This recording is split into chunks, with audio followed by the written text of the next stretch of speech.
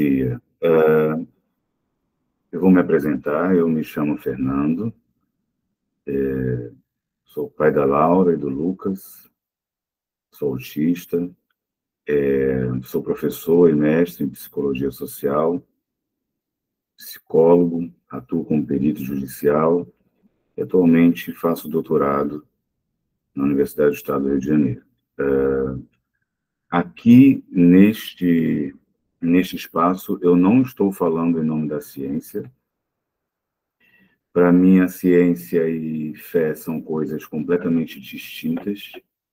Então, aqui eu estou falando na perspectiva da fé, da filosofia de Fátima. Tá? A gente vai passear um pouco nesses conceitos e nessa perspectiva da depressão, do suicídio, sob a ótica, sob o olhar da filosofia de Fátima. Então, deixa eu começar aqui a partilhar o slide. Uma coisa que é importante. Ver se eu consigo compartilhar. Meus amores, está compartilhando para vocês? Sim. Ok. Mas, Fernando, o slide está pequeno para quem estiver no celular, tá? Porque você compartilhou a tela inteira. Meu amor, eu vou deixar assim mesmo e as pessoas depois que tenham acesso, eu não vou me incomodar com isso não, tá? Por causa do tempo. O que é que eu peço a todos vocês da Casa de Fátima e a todos que estão assistindo agora ou depois, por favor? Como eu falo no conceito da fé, qualquer recorte, descontextualização de informação para colocar em canais na internet tem que ser devidamente explicitado que trata-se de uma perspectiva de uma filosofia de vida e não de ciência. Eu não misturo. Até na rede social eu tenho a minha, pessoal e de ciência, e tenho a minha, que não é minha, né, que é a Casa de Fátima, que é a nossa, que é a da parte da fé. Eu divido bem, tá? Isso é importante. Peço que, se tiverem alguma dúvida ou comentários, vocês anotem. Eu vou tentar ser o mais breve possível, concluir aqui em 30 minutos, mais um pouquinho, para que vocês possam comentar, perguntar, e pretendo concluir em 1 hora de fala, tá bom? Antes da gente seguir, essa semana, para mim foi uma grande perda. Eu tive a notícia que a depressão levou uma pessoa muito querida minha, muito querida, lá de Santa Catarina. E tem uma coisa que a filosofia de Fátima, como filosofia de vida, me encanta, que é essa ideia de a maioria das religiões, elas têm criado personagens para compor um quadro social, um personagem de autoridade, de poder, de elevação, que ele não é real, como se as pessoas não sofressem, né? Então, isso não é verdade, não é dessa maneira. As pessoas sofrem, nós temos sentimentos, e quem ama sofre, faz parte. E é uma perda porque é uma pessoa que não demonstrava, que eu conversava muito, e não demonstrava ideações que pudessem chegar ao ato. Não vou citar o nome por respeito à família, mas eu entrei num vazio existencial muito grande essa semana e decidi realizar essa fala, essa simples fala, para que as pessoas pudessem compreender como é que a filosofia de Fátima entende. É uma maneira de homenageá-lo, é uma maneira também de compor essa ideia para as pessoas que não sabem como pensamos, tá? Deixa eu ir passando aqui.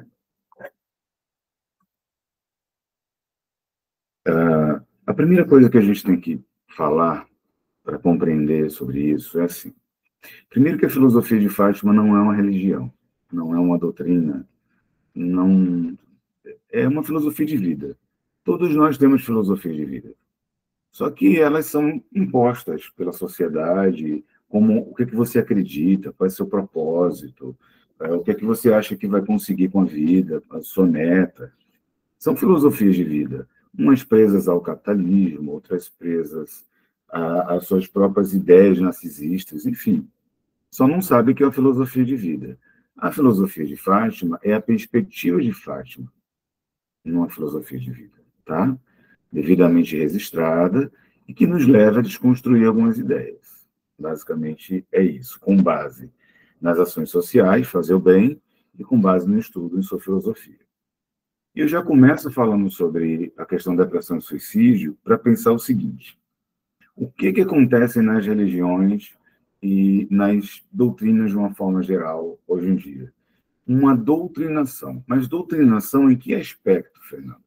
Uma vez conversando com a Totolinha, uma amiga minha, eu dei essa imagem para ela, né, que seria uma imagem para explicar sobre doutrinação, que ela pode ser entendida como uma manipulação do pensamento, buscando-se suprimir a liberdade de escolha, condicionando-se os juízos de valor do indivíduo a premissas estabelecidas por quem atua sobre ele em uma relação de poder.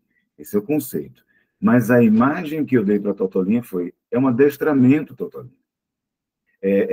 Finge que é um cãozinho que você vai adestrar para pegar o ossinho, para saber andar na rua.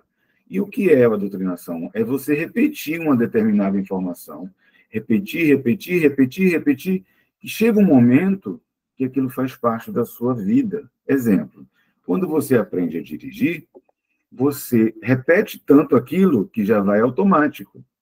Então, assim, são conceitos para cozinhar, conceitos do que a gente espera de olhar num caminho. Por isso que quando a gente vai num caminho a primeira vez, parece muito distante. No segundo, na volta, já é mais rápido, porque a mente já entendeu qual é o caminho e corta a necessidade de todos os estímulos do caminho. Doutrinar é repetir de tal forma que as pessoas numa religião ou doutrina achem que só aquilo é verdade. Amores, com todo carinho e respeito, todos nós fomos doutrinados um dia. Senão não estaríamos aqui. Só que chega uma hora que a gente quer se libertar. E aí, o que nós vamos falar não é uma perspectiva de doutrinação, de repetição, para que por osmose você ache que aquilo é verdade. As pessoas repetem, sabe? Por exemplo, sei lá, sobre... vou dar um exemplo. Tudo que você faz, que você planta, você colhe. Sim, em alguma perspectiva, isso tem lógica. Mas as pessoas acham que é assim. Eu faço amor e só vou receber amor. E isso não é real. Bom dia. Bom dia, amores. Vocês forem chegando, como está gravando, eu peço para vocês falarem no chat, tá?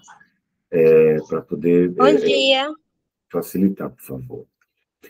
Explica para ela, por favor, Indira, no chat. Então, assim, até me facilita, tá? Para que os estímulos externos não me confundam durante a fala, por favor, com todo carinho. Inclusive, eu já não sei mais o que eu estava falando. Estava falando sobre... Obrigado, Aloysio, sobre essa questão do plantar, né? Então, não é necessariamente quem só faz o amor, planta o amor, né, o amor como caridade, que tem essa resposta em relação a só vai receber amor de volta. Não, amores. Vocês vão receber também de volta o ódio, vão receber também de volta a inveja, a maldade de quem faz o amor. Veja a vida do Chico Xavier, a vida de Jesus, a vida de todos, tá? De uma forma geral, que fizeram bem. Então, você colhe também o resultado do que as pessoas acreditam que você está fazendo de errado, que acham que é errado. Então, quando a gente interpreta de forma limitada, a gente participa dessa ideia de doutrinação, que a gente vai repetir informações alheias como se fossem nossas, tá bom? Vou passar aqui. Se estiverem ouvindo um barulhinho de fogos, deve ser alguma festividade, ou futebol, não sei. Mas está um barulhinho de fogos aqui na região. Agora que nós compreendemos sobre essa ideia de como a gente entende as religiões, as doutrinas, como elas ocorrem, é importante nós compreendermos como o ser é entendido por Fátima. Fátima entende que nós somos, além dessa perspectiva biopsicossocial, quer dizer, ela entende também mais duas outras partes. Ela entende, no total, sim, que nós somos fisiológicos. Fernando, como assim fisiológico? É que quando nasce um corpo. Esse corpo não necessariamente, durante a gestação, pode estar vinculado a uma alma, como fala. Para Fátima, é um corpo. E uma outra aula a gente fala sobre isso, quando, como pode se estabelecer esse vínculo. E é um corpo fisiológico, que pode nascer somente fisiológico, morrer na barriga, ou fisiológico, e não ter esse vínculo de um outro ser. Ele tem uma concepção psicológica, que é justamente a cognição, o entendimento das coisas, da vida, de forma individual ou coletiva, daquilo que se aprende. Tem essa perspectiva social, o ser, que nós aprendemos, né? O que comer, como comer. Por exemplo, eu adoro cuscuz, sou nordestino, moro no Rio, mas adoro cuscuz. Isso é uma coisa social, enquanto as pessoas do Sul adoram chimarrão, né? Então, isso é uma coisa construída socialmente. E essas informações vão construindo o ser. Mas também tem uma parte espiritual individual. Essa parte individual é aquele ser que reencarna em várias existências e que não é tudo, mas algumas partes vão emergir nesse novo ser na reencarnação. E tem o espiritual coletivo. E para Fátima, nós somos gotas que saímos de um oceano, mas vamos voltar para esse oceano. Ou seja, a comunicação no mundo primeiro, espiritual, é compartilhada em algum grau, dependendo de seu estado de consciência, né, com todos os outros demais seres. Então, repito, depois a gente trabalha sobre isso, só para compreender. 5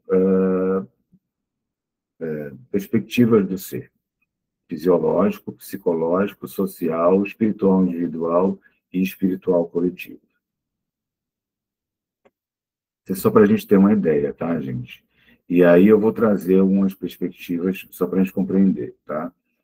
Na parte da depressão, vou trazer as ideias que fazem desse conceito fisiológico, psicológico, para depois compreender como é que Fátima compreende. Hoje em dia, eu escuto muita bobagem. As pessoas estão confundindo depressão e tristeza. Depressão e melancolia são coisas completamente diferentes. Eu vou numa casa religiosa, tomo um passe e curei da depressão. Mentira. Falácia. Isso não é verdade. O que cura-se é a tristeza, porque dá um pertencimento. A tristeza pode, se você tiver a predisposição da depressão, ela pode desencadear, desculpa, eu acho que não é essa palavra, pode desenvolver, pode se abrir, né, aquele quadro. Mas o que se cura ali é a tristeza, a depressão não. Depressão é outra coisa. Então, dito isso, no campo fisiológico, a depressão ela provoca várias alterações fisiológicas, incluindo desequilíbrios neuroquímicos, em neurotransmissores, como serotonina, dopamina, que afetam a regulação do humor e do prazer. Alterações no cérebro, como mudanças no córtex pré-frontal e hipocampo, impactam a memória e a resposta emocional. Pode também impactar na questão da hiperatividade, do eixo do hipotálamo, hipófise e adrenal, a níveis elevados de cortisol, exacerbando sintomas como fadiga e distúrbios do sono. Além disso, processos inflamatórios podem ser aumentados, alterados no apetite, no sono, são comuns e frequentes, afetando também esse bem-estar físico e mental. Esse é um conceito geral da parte fisiológica da depressão. Tá? Tem a parte psicológica, que eu acho que elas se retroalimentam. Pode partir da parte fisiológica, encontrar o psicológico, e o psicológico encontrar o fisiológico. Mas tem que estar presente na parte física, senão não é depressão. E no psicológico, um quadro que é assim, que leva a um estado persistente de tristeza e desesperança. Gente, leia, persistente. Não é assim, acabei o namoro, eu estou depressivo. Não, tem que passar muito tempo, meses. Senão não é depressão, é tristeza, tem que ser uma tristeza persistente, duradoura, que não consegue, com a presença de amigos, sei lá, de ingestão de chocolate, outras coisas, é persistente. Leva a um estado persistente de tristeza e desesperança. Esse quadro dificulta o prazer nas atividades diárias e interfere na capacidade de concentração, tomada de decisões. Existem pensamentos negativos e autocríticos, que são comuns, como chamam de intrusivos também, afetando a autoestima, distorcendo a percepção da realidade, às vezes da autoimagem também, para uma visão mais pessimista. Sentimentos intensos de culpa e vergonha também podem ocorrer, e exacerbando, aumentando a sensação de inadequação e incapacidade. Observa bem, depressão é uma coisa, tristeza é outra.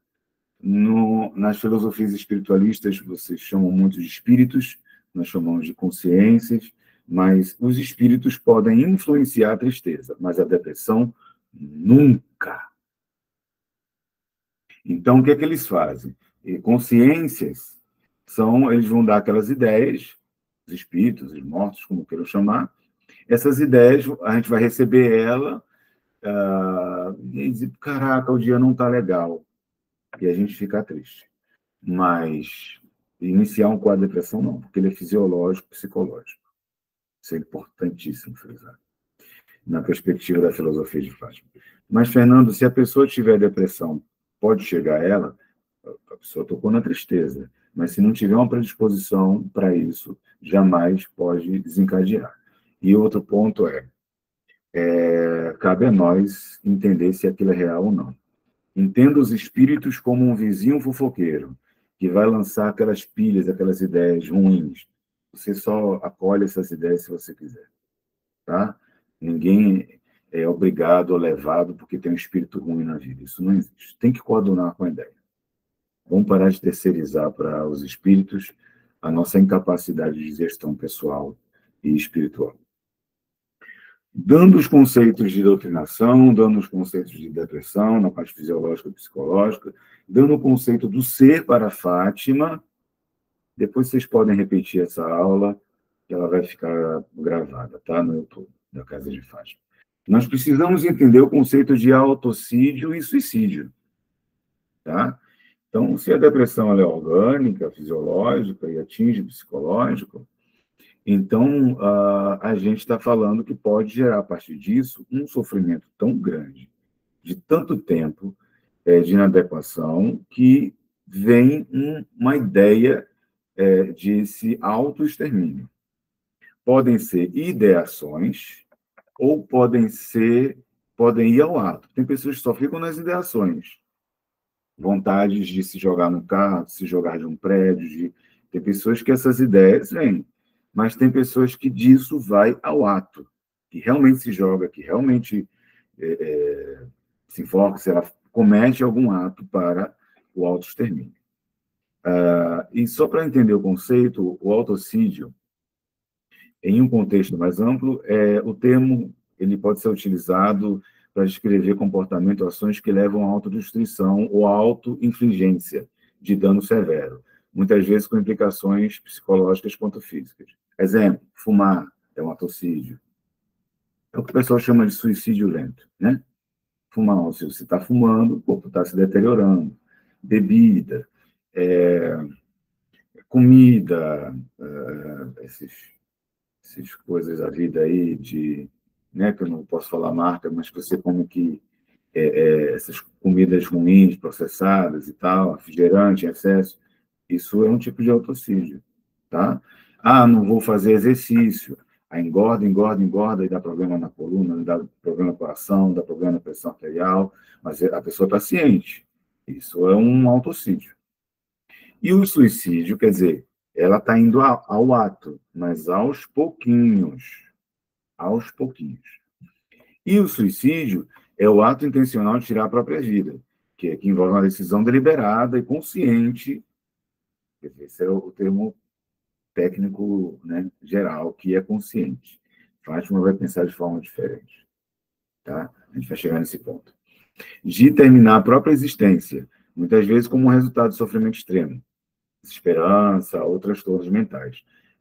O suicídio pode ser desencadeado por uma variedade de fatores, incluindo problemas emocionais, psicossociais ou condições de saúde mental, como depressão ou transtornos de ansiedade, ou tantas outras questões, inclusive autismo, né, questões neurológicas. O que esse conceito geral quer dizer é que o suicídio, a pessoa já vai ao ato. Muitos acham que, gente, como eu falei, anotem as dúvidas, amores. Vamos falar no final, senão eu vou perder o raciocínio, tá? Aí vocês anotam e eu vou deixar, quanto mais rápido eu terminar, para a gente conversar, tá bom, meus amores? Eu não sei porque a coisa foi, eu não pedi para ir. E agora, olha. Pronto, agora ele está indo toda a coisa. E agora? Vou tentar fazer aqui de novo. Não vai. Tá, meus amores? Ajudem o tio Fernando aqui, tá? Que tem passado por sobrecarga sensorial. E, Thaís, você pode me ajudar, por favor, Thaís? Não sei se você está em outro local. Sim, só um momento. Porque aí eu acabei me desconcentrando e foi passando aqui o slide e saiu e eu não tenho como colocar. Então, até que a Thaís ajude aqui, eu vou seguindo com a parte do que a gente vem conversando em relação a esse assunto. Então, quando nós compreendemos que essa questão do suicídio para o senso comum ou para a ciência é um ato consciente, ele também se coloca numa perspectiva ambígua, paradoxal, porque como que uma pessoa com questões psicológicas que alteram a percepção do ambiente, a percepção de si do meio. Obrigado, Thaís, muito obrigado. A percepção de si, a percepção do meio, como essa pessoa pode ter consciência do que está ocorrendo, né? Vou passar aqui o slide.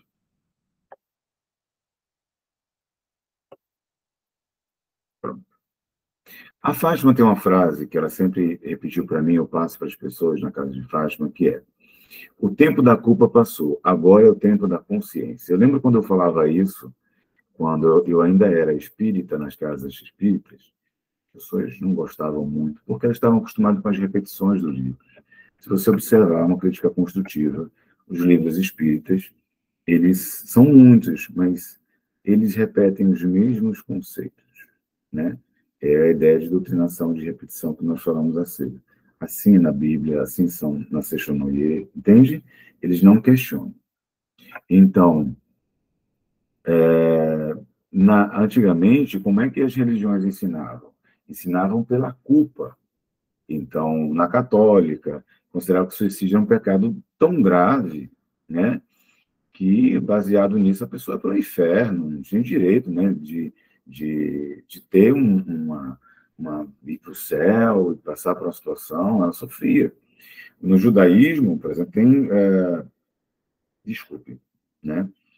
Também é uma questão de proibição, é muito ruim, muitas vezes nem fica, não sei se eu ajudar isso, se eu estiver equivocado, me perdoe, depois vocês me complementam para ajudar a não saber, tá? Que tem cemitérios diferentes, eu não sei se é. E no Espiritismo é passado uma ampla ideia, como do livro da Ivone Pereira, sobre a questão de que você vai sofrer, tá? Você vai passar num vale dos suicidas e tal.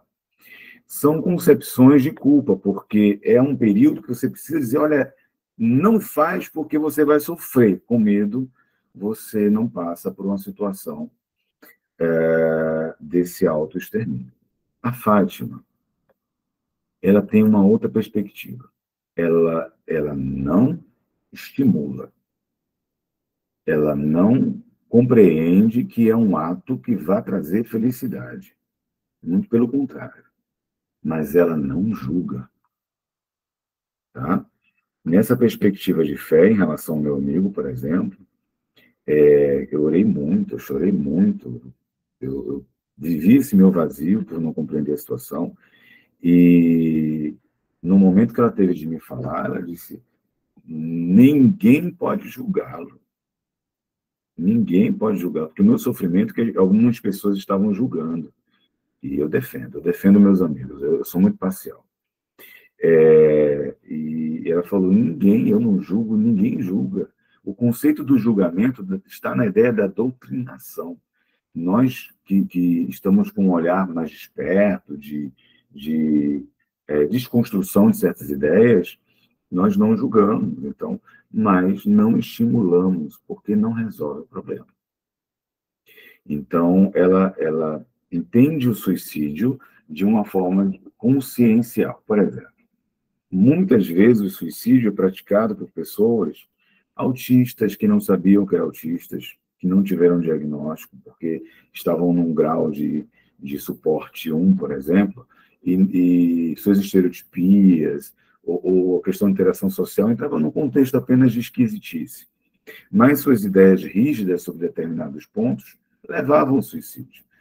Pessoas com esquizofrenia, com alteração de humor na fase alta, né?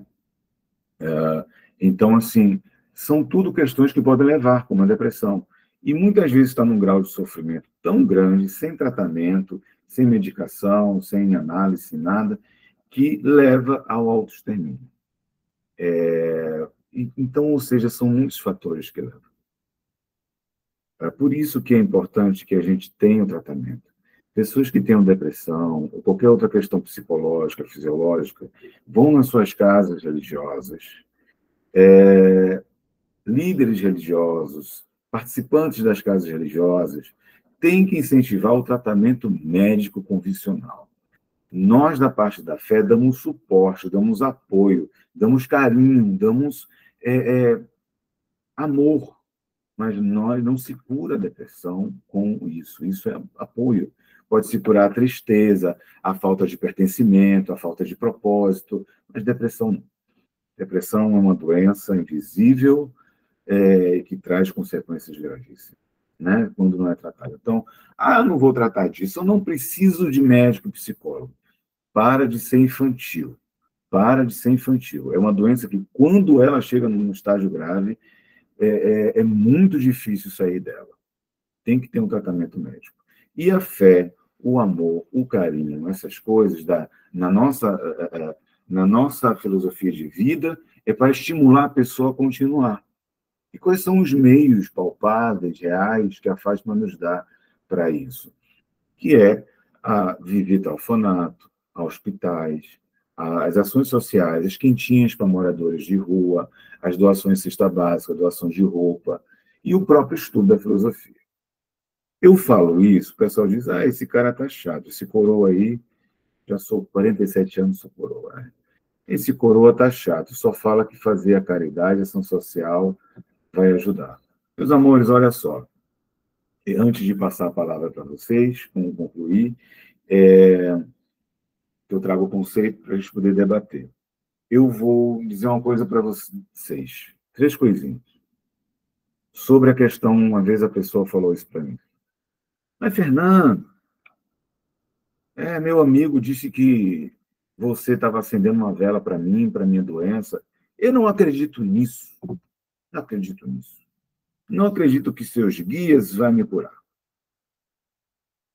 E o que eu respondi a ela, como não estou dizendo o nome, cabe como não é lacração, é uma coisa que eu passei porque eu acredito nisso. Eu disse, olha, não tem nada a ver sobre os meus guias e acreditar em curar, não. Nunca foi sobre isso, não.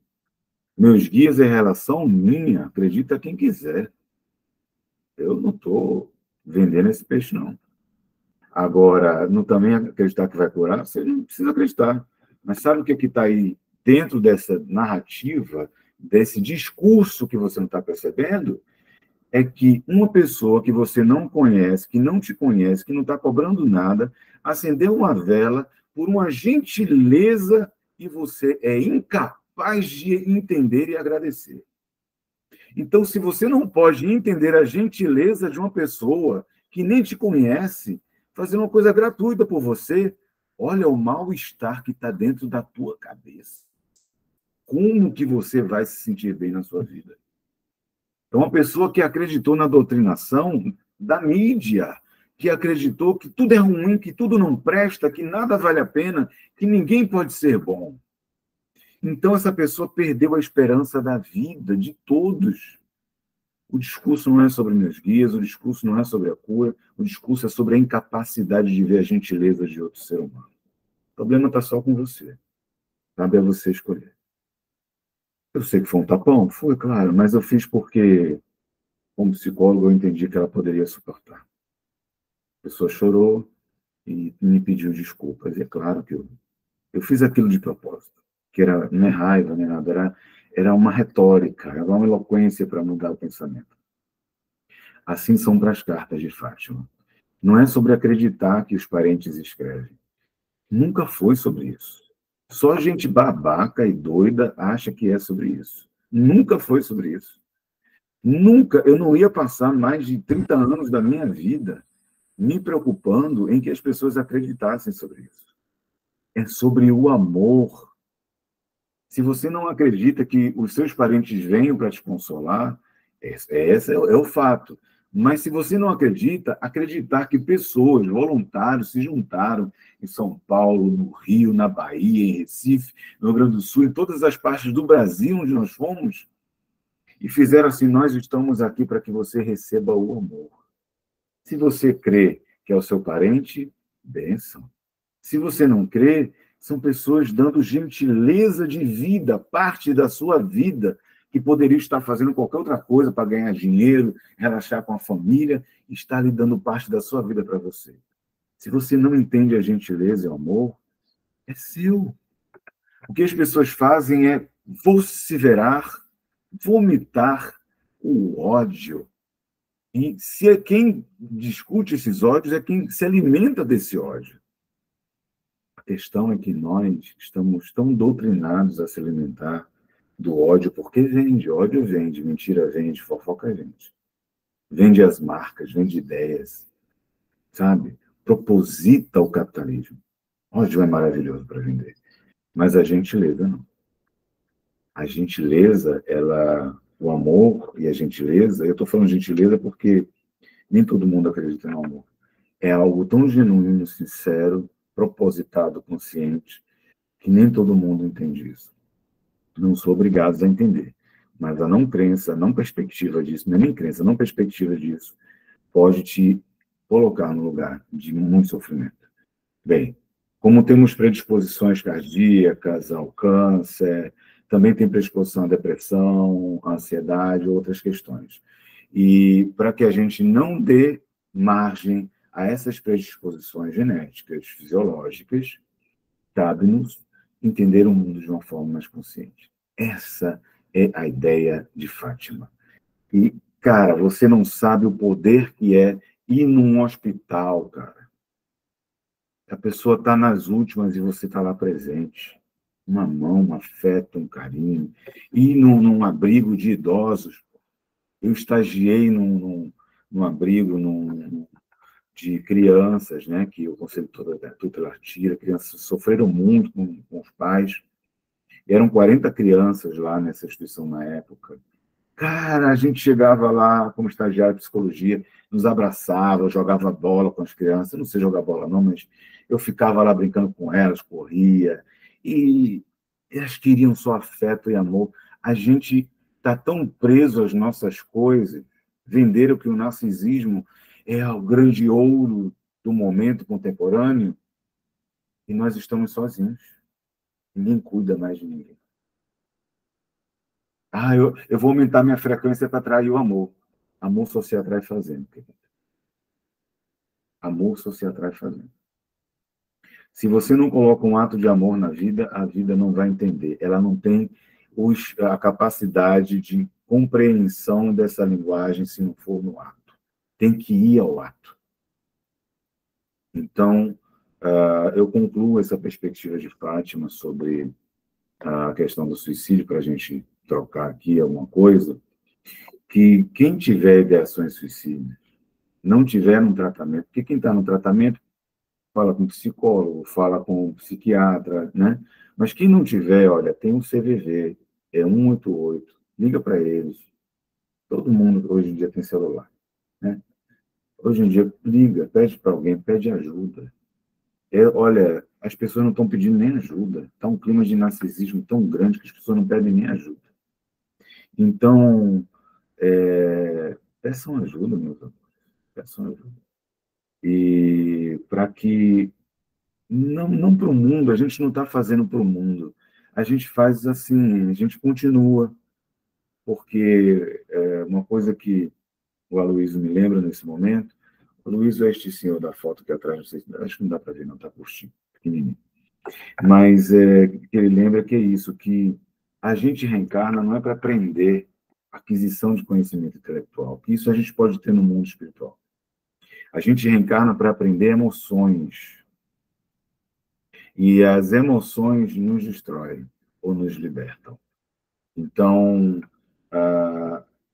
que nós possamos entender pela filosofia de Fátima que o suicídio não é isso que a Fátima estimula, muito pelo contrário. Ela espera que as pessoas vivam e façam o bem.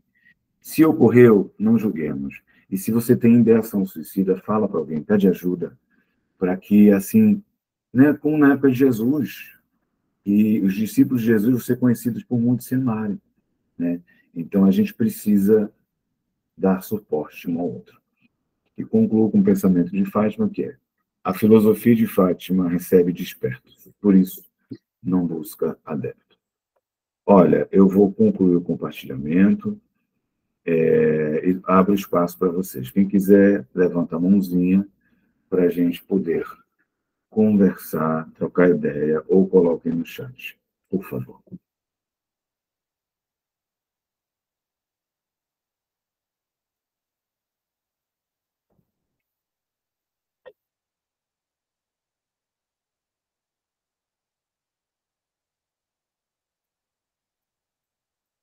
Dira, você quer complementar alguma coisa, já que as pessoas não querem falar nada? Eu acho que a sua fala foi muito completa. Uma pessoa acaba de levantar a mão. Você quer que abra o microfone? Quero, mas você não tem nada a acrescentar? O que eu acrescentaria é que eu acho que um convite que a filosofia nos faz é o de desconstruir esses dogmas que você traz em relação a absolutamente tudo, mas especialmente o estigma, né, de doenças mentais, e o estigma, inclusive, em relação à morte. E, nesse sentido, eu entendo que as mais diversas doutrinas religiosas e filosóficas do Ocidente encaram a morte como um fim e, nesse sentido, atribuem um valor de dor à morte, né? Então, nós entendemos a passagem como sempre uma ideia de um sofrimento, seja de quem parte, seja de quem fica. Quando uma pessoa toma uma decisão, como a decisão de tirar a própria vida, né, de partir pelo suicídio, o que nós falhamos a entender é que, às vezes, a dor que a pessoa está vivendo em vida é muito maior do que qualquer outro sofrimento que ela possa imaginar que ela viverá à frente. E diante de tamanha dor, quantas vezes nós próprios não fomos covardes e fugimos da nossa dor de diversas outras maneiras, né? Então, entender que às vezes a dor, ela é tão profunda, ela é tão intensa, que buscar um fim desse sofrimento, seja ele como for, não é necessariamente algo que podemos atribuir o valor de certo ou errado, mas algo que para aquela pessoa, naquele momento, parecia como a única opção, parecia como a única maneira de aliviar o seu sofrimento. E se a filosofia pode deixar algum ensino para nós, que seja que nós possamos encontrar alívio para o nosso sofrimento ao entrar em contato com a dor e com a necessidade dos outros. Porque, digamos que eu esteja em um grande sofrimento psicológico, em um grande sofrimento físico, porque a depressão tem o aspecto físico, neuroquímico, né, extremamente importante, e digamos que eu encontre alguém que está num sofrimento físico, alguém que está num hospital de câncer, em situação terminal, e nesse convite de olhar a dor do outro, eu consiga colocar em perspectiva o meu próprio sofrimento. Eu consiga entender que o meu sofrimento, um dia, de certa forma, terá fim. Enquanto que, ao tentar, de alguma forma, aliviar o sofrimento alheio, eu consigo também aliviar o meu. Porque se aquela pessoa sorri, se aquela pessoa sente um pouquinho menos de dor, se aquela pessoa sente um pouquinho menos de tristeza, eu também posso sentir um pouco menos de todo o sofrimento que eu estou sentindo. Fisiologicamente, é ocitocina, né? Você sai do cortisol para a ocitocina. De forma prática, o que a Dedê está falando, a Indira, e eu concordo, é assim, não se estimula a fazê-lo, há um sofrimento muito grande, não há como julgar, e eu complementaria a fala dela questionando o que nós, familiares, religiosos ou apoio, deixamos de dar às pessoas que se suicidaram. O que nós fizemos? Quando a pessoa falou assim, eu quero me matar. Se quiser se matar, você se matava mesmo. Você não fez. O que nós fizemos para dar apoio a essas pessoas também? Não quero trazer aqui culpa extrema, sofrimento aos parentes, mas questionar também que apoio nós demos. E quando a Indira coloca ele no hospital e essa troca, isso cabe também aos nossos parentes que falam assim, olha, eu não suporto. Que também se cortam, os adolescentes que se cortam para poder lidar com algumas questões. O que nós estamos fazendo? Repetindo as informações da religião ou dando apoio de verdade, abraçando, beijando, dizendo que ama? O que é? Quando um filho chega e fala assim, olha, eu sou gay, você vai dizer que aquilo não é certo ou vai beijar, abraçar e apoiá-lo? Né? O que nós estamos fazendo? Acho que cabe isso. Cleissa, por favor, você levantou a mão, o que você deseja falar? Tá mudo o seu microfone, né? Pronto. Bom dia a todos. Bom dia. Ok? Ok. Pronto. Bom dia a todos. Eu ouvi, né, desde o início a palestra excelente. Parabéns pelo suporte a qual o senhor dá a um pequeno grupo de pessoas. Eu vi que pouquíssimas pessoas, mas se esse pequeno grupo de pessoas fizerem algo por alguém que está passando por esse processo de ansiedade, que é um transtorno, né, que é necessário ter todo um suporte psicológico da família, com o psiquiatra, toda uma equipe. Acredito eu que pessoas em situação como essa sairão bem melhores. E eu tenho uma pessoa bem próxima, vou poupar aqui o nome dela, certo? Mas é um parente que passa por esse processo de transtorno de ansiedade. E a psiquiatra dela recentemente falou para ela que é generalizada, né? E eu fiquei assim, sem respostas para dar a ela. Então, qual é o suporte que eu, enquanto parente mais próxima dela, que ela não falou das atitudes que ela vem tomando recentemente? Tipo, ela, há um bom tempo atrás, ela pegou uma faca de cortar carne, e colocou sobre o pulso e pressionou, onde ela ficou com uma pequena lesão. Através de uma amiga muito próxima, também disse que ela tentou furar a barriga. Então, assim, ela vem tentando. Ela falou que ia se jogar em um carro e sai assim, desorientada. Eu fico com bastante medo. Eu tento ajudá-la da melhor forma possível, porém, eu sozinha não posso fazer nada. Eu dou os conselhos, mas assim, ela tem que ter um suporte psicológico e ela não está tendo. e ela fica muito sozinha, ela se tranca, e ela acha que tomando a medicação a mais, ela vai resolver o problema dela, onde não vai. Vai chegar a um determinado ponto em que aquela medicação não vai mais suprir a necessidade de tão grande está sendo as crises de ansiedade, está sendo assim, uma após a outra, muito, muito próximas às crises às quais ela está tendo. Então, assim, com essa palestra do Senhor, pode me abrir um pouco mais os olhos para que eu possa estar mais, como é que eu posso dizer? Mais próxima e não tomando tanto para mim, porque senão eu vou acabar adoecendo também. Em tentar ajudá-la e vendo que ela não quer ajuda. Como é que eu faço? Me dê aí uma luz. Obrigada pelo... Eu estou um pouco nervosa. Não sou muito falada. Tudo bem. Eu vou... Como não conheço o caso, eu não posso tecer informações objetivas, mas posso trazer algumas ideias sobre isso, tá? Com muito respeito e carinho, o que eu discordo inicialmente é em relação à quantidade de pessoas.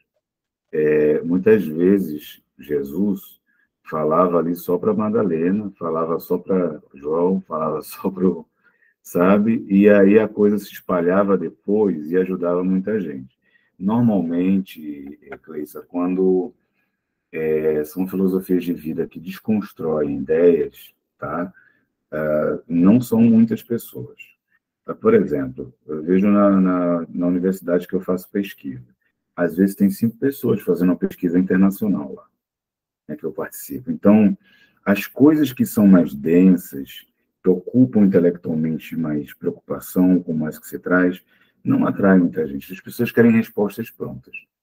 Mas depois de 38 passa para mais 2, mais 3, e a gente acaba conscientizando as pessoas.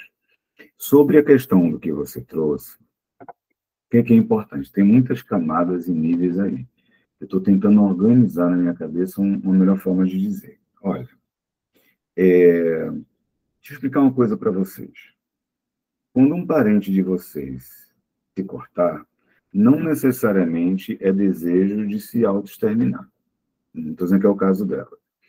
O que acontece com alguns pacientes, borderline principalmente? Eles não suportando aquela carga, aquela pressão. Ao se cortar, eles não sentem nem dor, mas o organismo é percebido pelo sistema nervoso central, o organismo percebe aquilo, digamos assim, e dá um alívio para eles. Agora, Fernando, isso tem que ocorrer? Não. Poderia colocar os dedos e a mão num pote de gelo. Coloca os dedos e a mão num pote de gelo, que vai dar a mesma quebra, entendeu? Começa a pular, fazer exercício, correr, vai dar a mesma quebra. Dá um mergulhão, sei lá, numa água gelada lá, vai dar a mesma quebra. Então, é só para a gente compreender que não necessariamente é autoextermínio. Às vezes é só por não saber lidar, mas exige tratamento médico. No caso em tela, trazido pela Cleissa, você é de onde, Cleissa? O seu sotaque é nordestino, né? Sim, eu sou de Afogados da Engazeira, Pernambuco. É da terra, que saudade de Pernambuco. Tem uma grande amiga de Petrolândia, tem outra em Sertânia, tem um em Garanhuns, Recife tem um pessoal meio ceboso lá, mas tem muita gente que eu gosto de Pernambuco demais, né? Minha terra. Nasci em Olinda, no Hospital Tricentenário. Inclusive, foi minha cunhada, Fernanda Policarpo, acredito que ela esteja assistindo, ela quem me enviou o link. Eu agradeço até demais. Um beijo para Fernanda Policarpo. Cleice, então, assim, no caso em tela, o que acontece? O que é que eu concordo com você? Um erro nosso é achar que nós podemos lidar com questões, mas não é só de suicídio, não, tá? De ideação suicida, não. Por questões, por exemplo, de alcoolismo também, que é um autocídio. O alcoólatra, ele chega num ponto tal que adoece a família inteira. Então, muitas vezes a mulher que passa o filho, o parente, vai sofrer de uma maneira que destrói a família todinha. Não tem condições de dar suporte sozinho. Não tem. O que eu falo do suporte é assim, o que essa pessoa está buscando, né? Então, eu concordo que a medicação ela não é um resultado, é algo que você faz para, tanto que a medicação são assim, 6 meses, 1 ano, para o cérebro se acostumar para desacelerar e você não precisar mais, vai se desmamando. Mas precisa ter um acompanhamento terapêutico. A maioria das cidades tem os centros de atenção psicossocial, que são os CAPs. Então, as pessoas podem pedir apoio aos CAPs, que aí é assistente social, psicólogo, é uma equipe multidisciplinar. O médico vai dar apoio àquela família. Então, vai acompanhar de perto, ou deveria, aquele familiar, porque a gente vai tentar fazer o máximo. O que a gente não conseguir, vai ter aquele apoio para poder a pessoa ter acompanhamento, tem arte-terapia, quer dizer, tem um monte de questões ali envolvidas. A gente não pode, como parente, abandonar, mas realmente a gente não pode assumir uma coisa que a gente não tem condições. E a gente não pode também deixar a pessoa abandonada. Então, quando a gente fala de rede de apoio, a família, né, o Estado e as políticas públicas de uma forma. É uma perspectiva tripartite, né, uma perspectiva onde as políticas públicas, de alguma forma, ajudar, como os CAPs, as outras questões. O Estado também precisa estar presente para apoiar, não digo só para internar, mas para estar presente ali. Então, por exemplo, as pessoas têm que saber que tem alguém com extrema ideação suicida precisando, para quando o vizinho falar, alguém falar, já está um bombeiro, já está alguém lá para poder apoiar. Não é só a família. E a família tem que ver porque você está demonstrando uma inquietação amorosa, né, positiva muito grande. Mas tem que ver os outros familiares de uma forma geral. Porque, para quem está dentro do cenário de ideação para ir ao ato, Cleissa, às vezes uma informação mal chegada, mal dada, a pessoa pode ir ao ato. Então, resumindo a história, estou falando assim porque todo mundo está ouvindo, né? Mas, resumindo a história, envolva a política pública de forma geral, os CAPs, todo mundo, envolver toda a família interessada e dizer para essa pessoa, olha, nós te amamos, mas sozinhos nós não damos, então damos conta. Nós temos que informar. Se você fizer qualquer coisa aí, os vizinhos, todo mundo vai informar, o bombeiro, o CAPS, e vai vir todo mundo aqui. Então, vamos se tratar. Tem que acompanhar um psicólogo, tem que se tratar. Então, eu acho que essa é a melhor forma, porque concluiria ainda dizendo, Cleissa, as pessoas compreenderam mal. Falaram assim, eu vou orar para a pessoa ficar boa.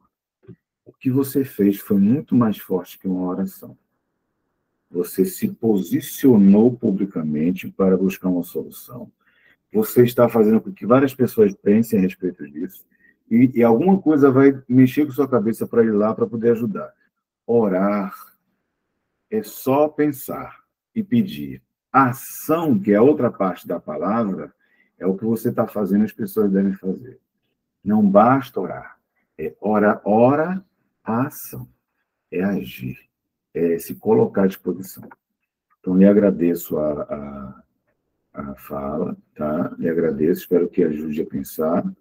E, meus amores, está chegando aqui mais próximo do final. Dedê, me ajude com um textinho que eu estou perdido com isso aqui. Fernando, tem um comentário e uma pergunta. Tá. Posso ler?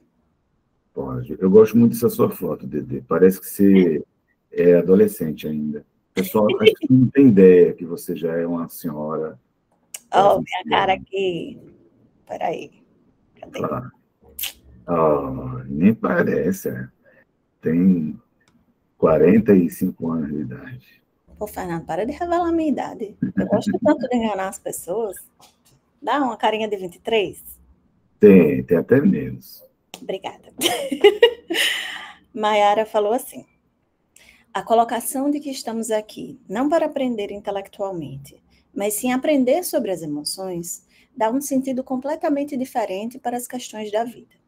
Diante desta perspectiva, e sobrepondo as questões emocionais, faz com que tenhamos mais empatia conosco e com o próximo. Tá.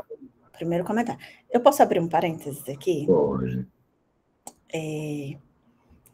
Um aspecto sobre essa fala que me toca muito é que dá um sentido completamente diferente às questões da vida. E eu acompanho atualmente uma amiga que vive com ideações suicidas, que está em tratamento psiquiátrico, mas que não aceita o tratamento psicológico. E uma das grandes questões que ela apresenta é sempre não enxergar sentido na vida, né? Ela fala sobre isso de forma muito constante. E eu acho que essa é uma busca humana muito interessante, a busca por sentido. Porque nós somos seres que atribuímos sentido a absolutamente tudo que nós fazemos. Então, nós somos seres subjetivos e nós temos a capacidade de atribuir sentido a cada uma de nossas atividades. Então, a ideia passiva de que eu vou encontrar um sentido, que o sentido virá até mim, o sentido da vida virá até mim de forma completamente passiva, e que encontrando esse sentido eu terei uma nova vontade de viver, é muito abrir mão do nosso papel de protagonista nessa jornada. Então, eu posso atribuir um sentido máximo à vida de, eu vim para o mundo para realizar a caridade. E eu posso ir atribuindo sentido a cada um dos meus dias, a cada pequenas coisas. O sentido para mim agora é que eu vou trabalhar para conseguir conquistar a minha casa própria. Eu vou trabalhar para conseguir comprar um automóvel. Eu vou dar conforto que eu não tive para os meus filhos. Eu vou tomar um sorvete no final de semana. Eu preciso sobreviver até o sábado, porque no sábado eu vou tomar o meu sorvete preferido. Então, essa busca por sentido, ela pode ao mesmo tempo ser uma coisa muito profunda, mas ela pode também ser uma besteira. O sentido pode ser comer um pastel na feira. Uhum. E você pode ser feliz com aquilo ali. Então, se a gente fica nessa busca e nessa ideia de que, fulano está assim triste, porque ele não encontra sentido na vida. E se ele soubesse que o sentido da vida é esse sentido é somente seu. O sentido não pode ser o mesmo para todas as pessoas, porque nós somos seres subjetivos e vamos atribuir o valor que desejamos ao que desejamos. E, Dedê, o que a Fátima fala? Qual é o propósito da vida da gente?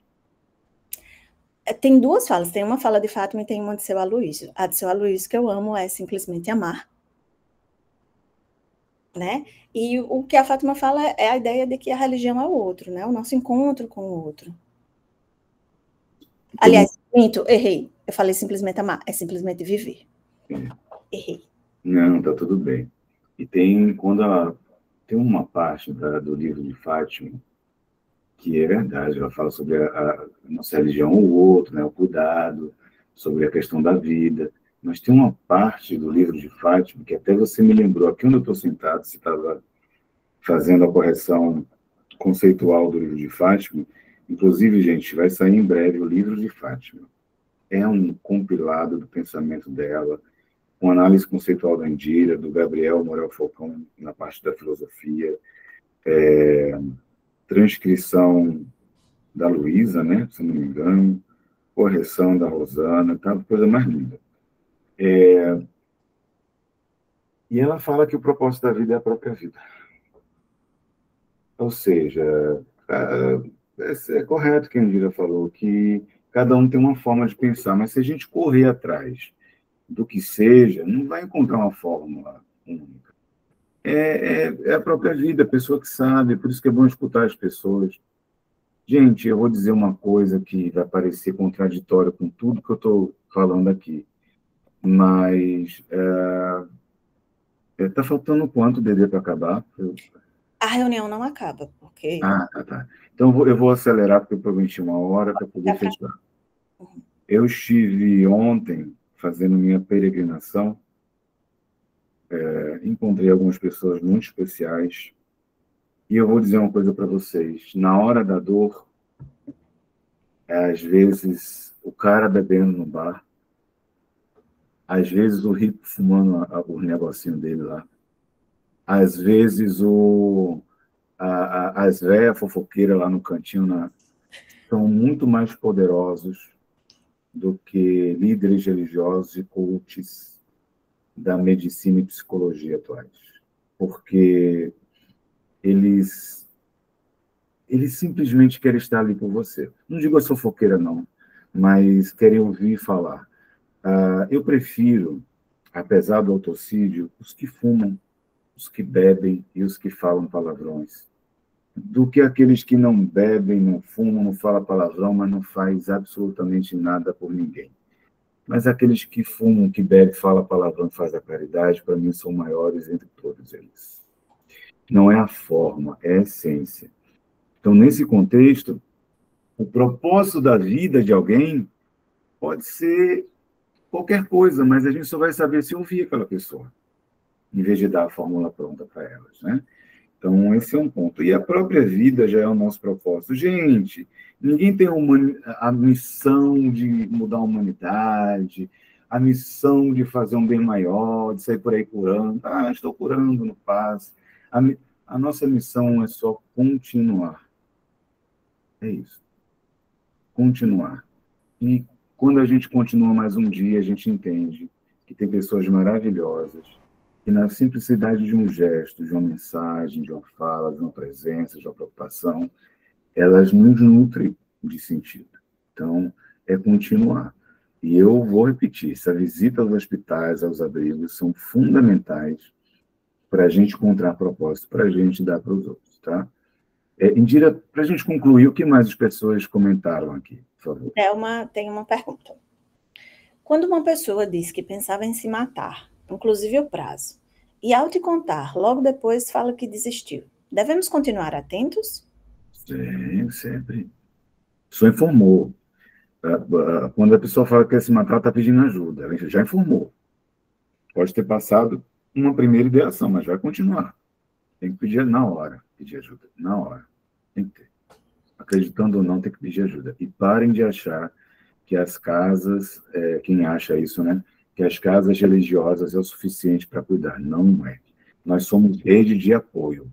Nós não temos como lidar com questões fisiológicas graves, questões psicológicas graves. Vamos ser humildes com isso. Maiara, o sentido nas pequenas ações já é um sentido para algo. Perfeita colocação. Daniel, gostei demais dessa reunião, se possível fazer novamente no Setembro Amarelo.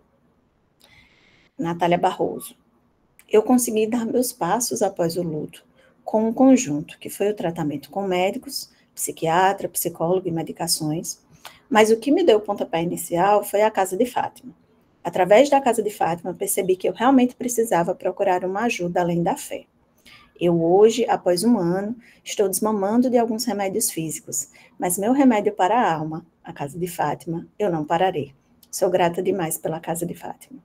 Legal. Obrigado pelo depoimento, pela fala de todos.